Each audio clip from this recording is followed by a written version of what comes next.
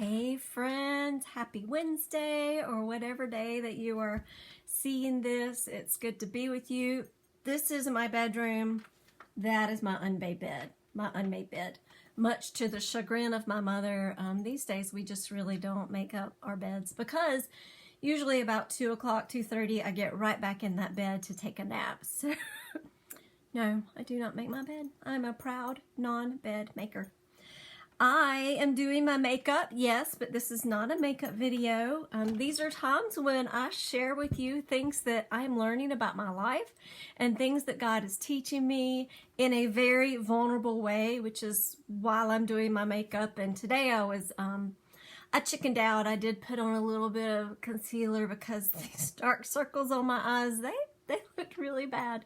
But yes, this is a very vulnerable way, a very honest way of me being myself while I share what I am learning. Gosh, I can even use the screen as my mirror. What I am learning. So it is now mid-June. I've had my niece Lindsay living with me for about a month. We call it Camp Lisa. This is the second year of Camp Lisa because my niece Mackenzie lived with me last summer.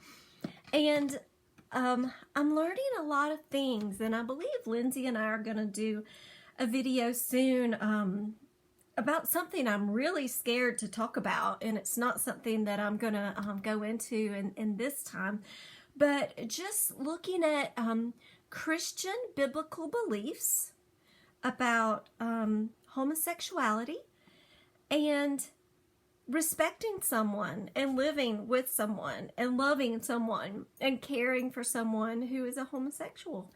That's scary for me to discuss because I generally don't talk about. You can look at my my profile, my timeline.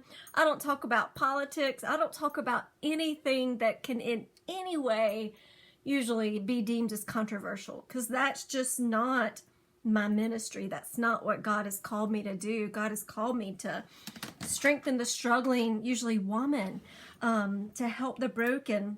But I'm finding that in order for God to use me to really strengthen all broken people, I've had to cross some boundaries that I never believed that I would cross. I have done things in the last year with my nieces I never thought I would do.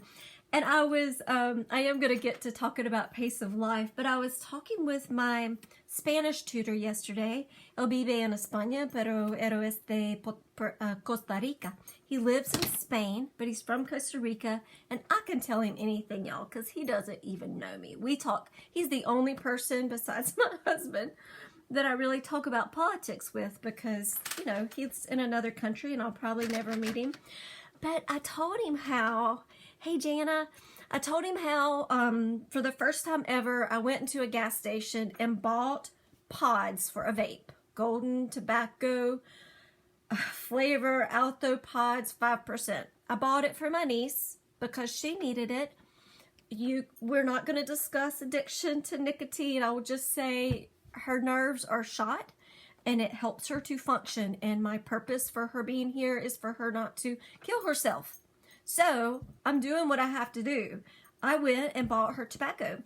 And my tutor said, you know, some Christians would judge you for that. And it just kind of hit me. There are probably some people watching these videos that I'm doing and seeing things that I'm posting that are judging me. And, you know, some of the things I did this week I never thought I would do. And he said, how do you think Jesus would feel if he were right there with you in that moment? I just thought about it and I said, you know, Jesus would smile. He would be really happy. Jesus always is saddened by sin and brokenness, but at the same time, those were the people he wanted to hang out with, the people that needed hope and healing and love, the sinners and the despised tax collectors, the woman at the well, the woman caught in adultery that he was so gentle to. Those were the people Jesus wanted to hang out with. And so as I'm learning how to love, I'm realizing that, yeah, I'm going to have to be a boundary crosser like Jesus. And there will be people that aren't going to understand what I'm doing. And it's funny, this really wasn't what I wanted to talk about, but you know, I've got this whole list. Where did it go? It was right down here. When Lindsay and I did our first video, I printed all of the comments. I printed them to encourage me and her. I mean, it took a long time to format them, but I printed them. And there are a lot of nice things that they say about me. But what I told my tutor is there are things that God calls us to do that we just flat out don't want to do. And honestly, having people live in my home when I have an empty nest, and driving them around town when really I'd rather work in my garden, or being together when sometimes when I be alone. You know, anytime you're serving family, whether it's children, nieces, husbands, anyone, it's serving. You're giving of yourself, and my flesh would just rather do what it wants to do, like lay in the bed. And what am I watching on Netflix now? Oh, I've been watching The Alien on, not Alias, Alias on Amazon Prime. But anyway, you know, the things that I'm doing to care for my nieces is just out of sheer obedience. But anyway, as a result of caring for Lindsay right now and all of our appointments, and some travel that I've had, and seminary, like last week, Monday through Wednesday, the pace of my life was 90 miles an hour. Like my normal is maybe 60, 65. It was 90 miles an hour. And by Wednesday, I felt like I had lived a whole week because I was getting ready to travel. I was writing a paper, which I did get 100 on. Getting ready to travel, getting things set at home, trying to get my garden ready, taking care of Lindsay. And it was just a busy week, and my anxiety was just, it was through the roof. Like this past Monday was the worst day I've had with anxiety probably in 3 or 4 months, like since the stay-at-home order began. And thankfully I'm gonna see my therapist tomorrow and just review some things.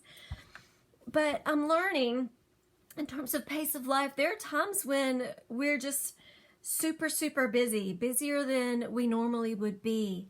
And in those times, we have to give up some things.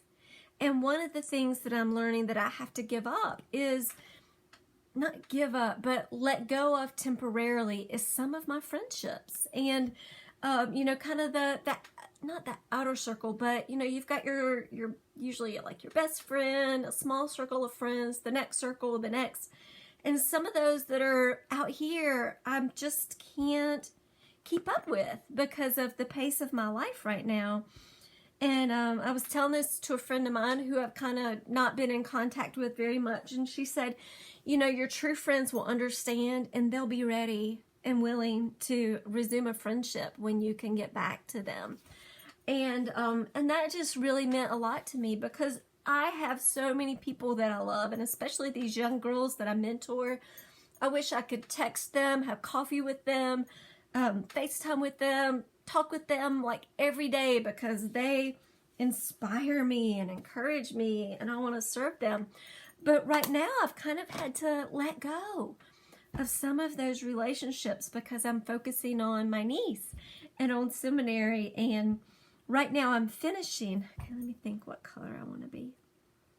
I'm finishing one class in seminary and starting another. So my new class is on how to preach, the art and craft. Hey Regina, the art and craft of biblical preaching. So I'm going to learn how to preach, and I'm trying to humble myself because sometimes I want to say, well, I know how to do that, but I don't. I've got to humble myself, and I've got 4 books and a professor and projects and people that will help me learn in this class. But you know, I'm just really booked right now, so I'm having to let some things go.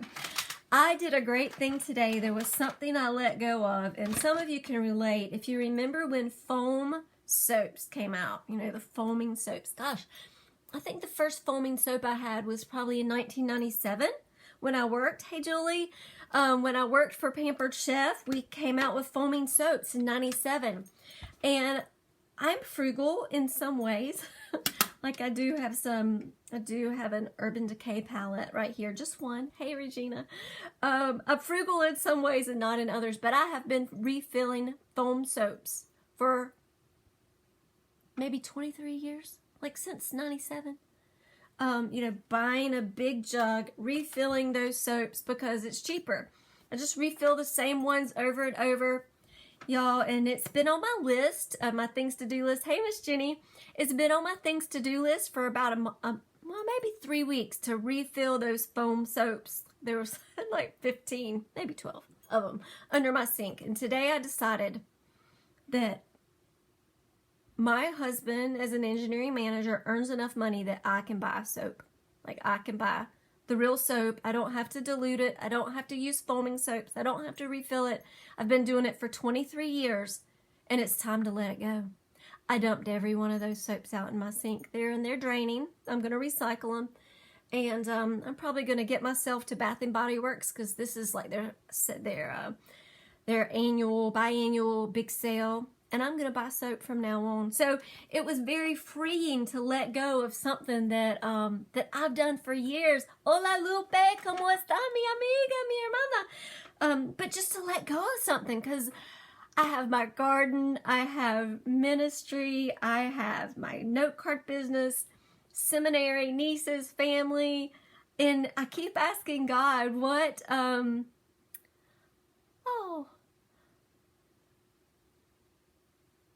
I have I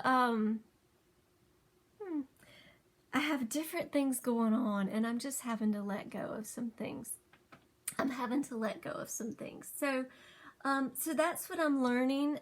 Some friendships I'm going to have to let go of temporarily. Things around my house, like today I dusted a few baseboards. It's been, gosh, months and months and months. I know some people don't do baseboards. I have historically cleaned baseboards, but I'm having to let some things go. I'm trying to figure out. I usually think, do I want to be shiny, or I always want to be shiny. Yeah, I want to be shiny. So I've had to let go of some things. I think some other things that I'm learning is that God provides time.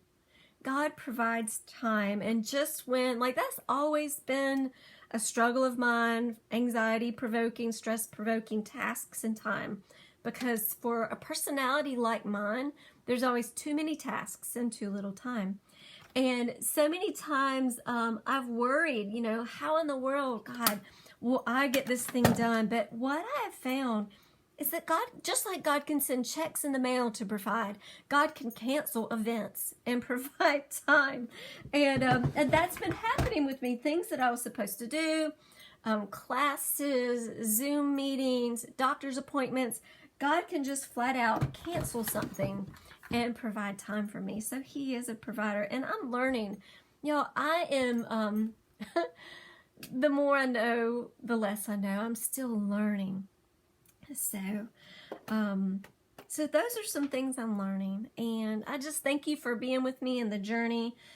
There are a lot of days I just want to quit school, but God said for me to go, so I have to obey. There are other days that I think maybe I'll just try to be a doctor more, like my husband is a doctor more, and my daughter's going to be Dr. Escobar, but most days I just want to quit because it's hard. So, today, I'm driving down to Charlotte. A good friend of mine is in Myrtle Beach, and we met in 1993 when I was doing college ministry, and she was younger. She was like one of my first, not my first, but she was an early girl that I mentored, and her name is Joy. We've been friends for years. We've kept in touch. She's like a sister, but she's in Myrtle Beach, and we're going to see each other. She's from Georgia.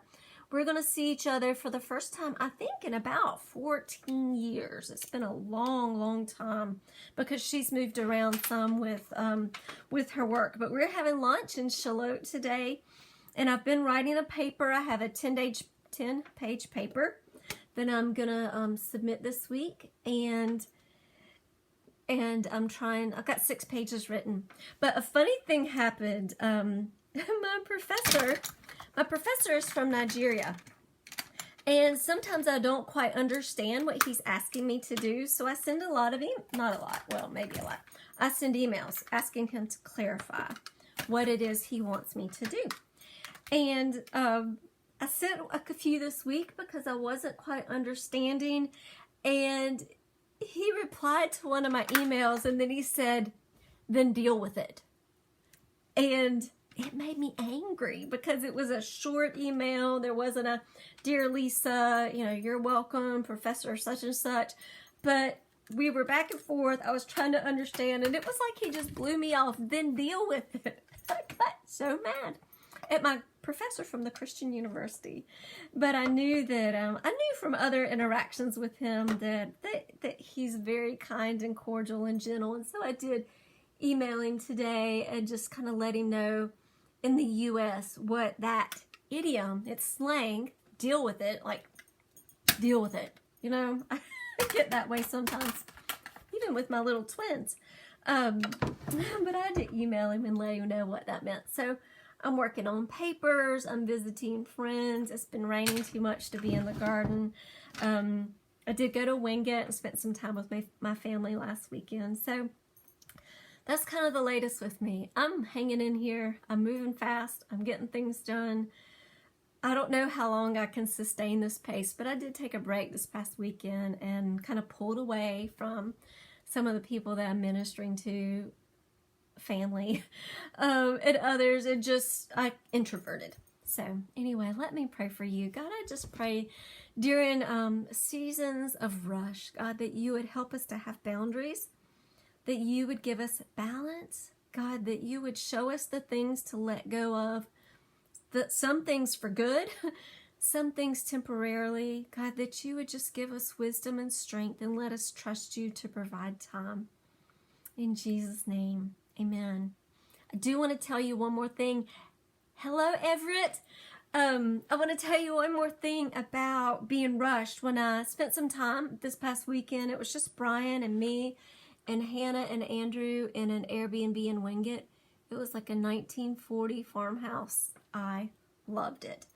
In pulling away, I gave myself permission to put distance in replying to text messages, like 12 hours. They might text me, hey, Kelly, in the afternoon, and I might reply the next day. And I even didn't answer phone calls. Like, I saw who was calling, and I just said, I need some space right now. I need to, refill myself. So there are times when you have to give yourself permission to not even answer the phone, not to reply to a text. In fact, every night I usually read in the bed, and probably about 9:30, I'll watch something on Amazon Prime or Netflix for maybe 30 minutes, maybe an hour. And so what I've done is on my iPad, I've set notifications so I don't get any notifications of text messages, anything, after 9 p.m. and before 7 a.m. If there's an emergency, my kids, my parents, they know my landline. But I just need the space. I just need to pull back because there's always people that need things. And sometimes we just need to pull back and take care of ourselves so that we can take care of others. Oh gosh, I've made a mess. So anyway, check out my blog, but I'm not posting much. LisaMorganMoore.com. And if you're part of a church in Wilmington, in North Carolina, somewhere that I can fly to when things settle down, I am looking for more speaking opportunities. That's what God's called me to do, and I really love it. And I love you guys. So take care. Have a great day. Enjoy your week, and I'll see you whenever.